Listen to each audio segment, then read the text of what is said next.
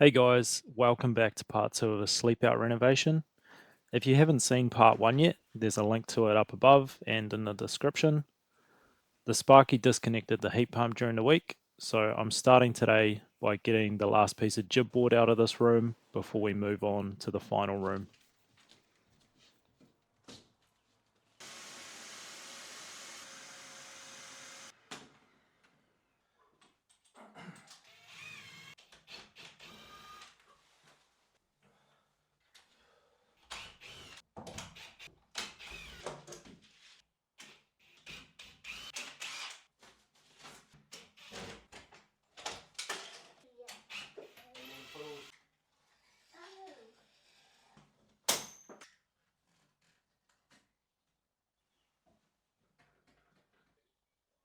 Disgusting.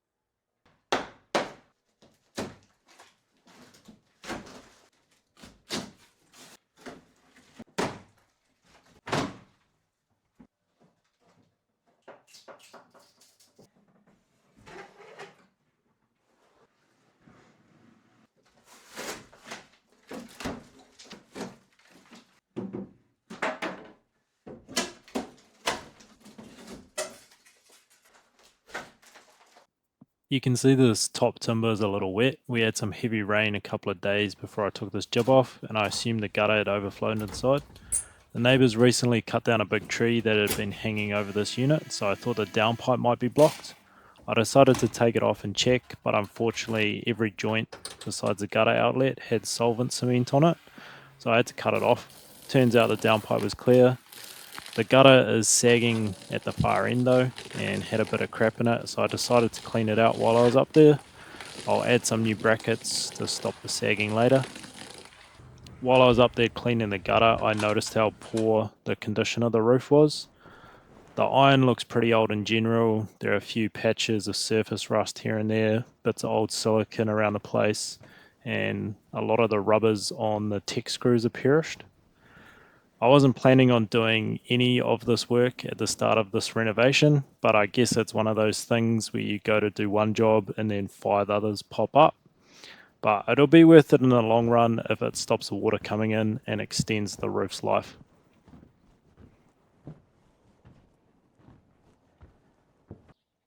These are the products that I'm going to be using on the roof. So I have Hammerite Ultima metal paint, which can be applied directly to rust and galvanized steel, Selleys roof and gutter silicone, and I'm replacing any Tek screws that have perished rubbers.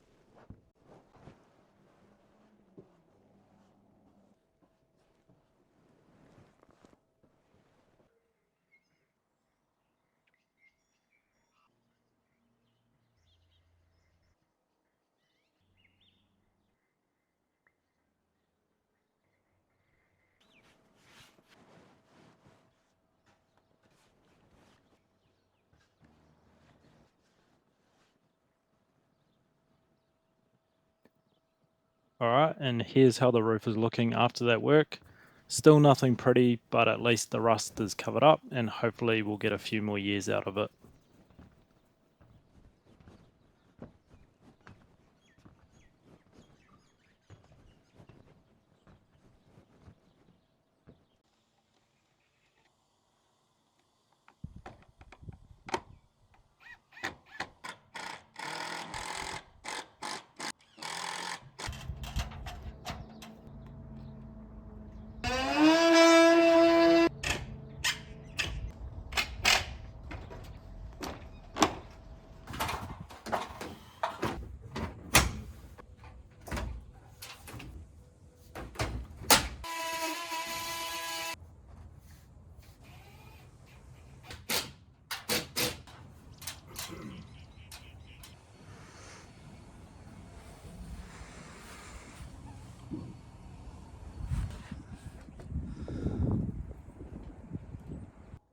The next thing I'm going to do is put some corner soakers on the joints between these fascia boards and the roof flashing, as they haven't been finished very well and there's a bit of a gap.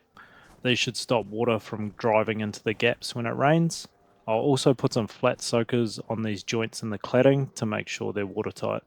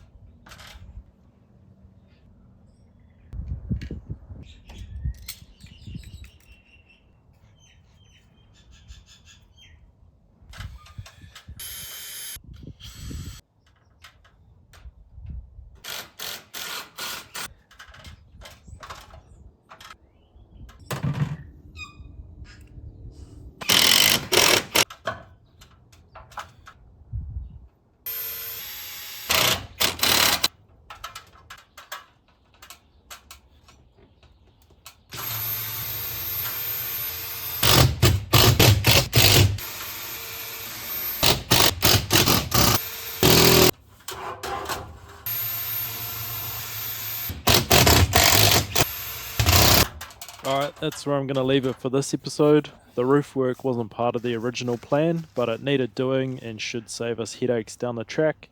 Next time, we'll be getting back into the interior and finishing up that last room. If you found this helpful, give it a thumbs up, and I'll see you in the next one.